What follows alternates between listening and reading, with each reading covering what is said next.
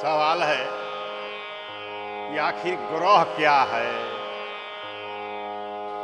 ग्रह कहाँ रहता है, ग्रह क्या करता है। इस अंतरिक्ष में, इस सौरमंडल में 9 ग्रह विद्यमान हैं। 9 ग्रह सौरमंडल में विद्यमान हैं और वो ग्रहों का अपना अपना जो भोजन है वो सूर्य से प्राप्ति होती है। ऊर्जा जो ग्रहों की ऊर्जा जो है सूर्य से उन्हें प्राप्ति होती है और सूर्य से प्राप्त ऊर्जा को ग्रह जो हैं इस भूमंडल पर, इस धरती पर उनके ऊर्जा परिवर्तित होती है, ऊर्जा धरती पर आता है। और ग्रहों की 2 प्रकार की ऊर्जा है, एक सकारात्मक ऊर्जा और एक नकारात्मक ऊर्जा।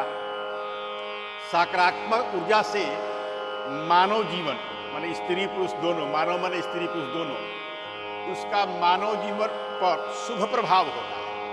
और नकारात्मक फोकस जो है ग्रहों की, जो नकारात्मक ऊर्जा निकलती है उससे अशुभ प्रभाव होता है और उसका अशुभ फल मिलता है।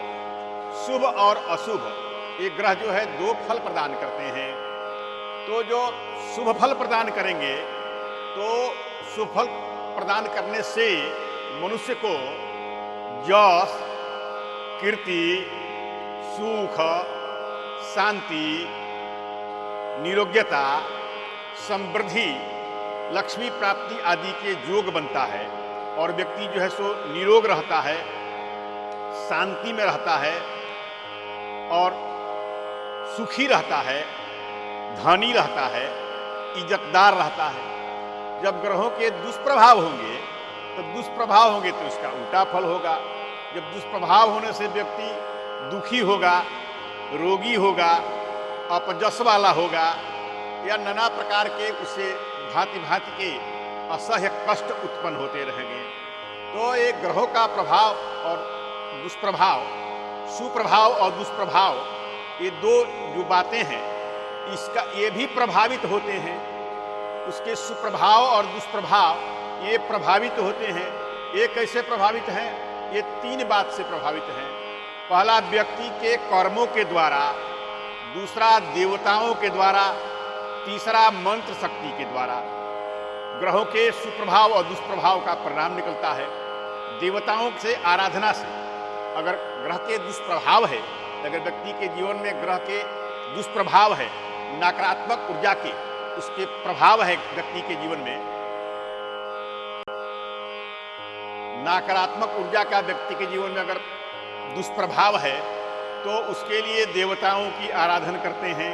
देवताओं की आराधना करने से ग्रह की नकारात्मक ऊर्जा नष्ट होती है और सकारात्मक ऊर्जा, क्योंकि ग्रह प्रभावित है देवता से, देवता के इशारा से, देवता के बताने से, देवता के कहने से, देवता के प्रभाव में ग्रह प्रभावित है तो देवताओं की उपासना से ग्रह के दुष्प्रभाव मिटते हैं। दूसरा है मंत्र के प्रयोग से।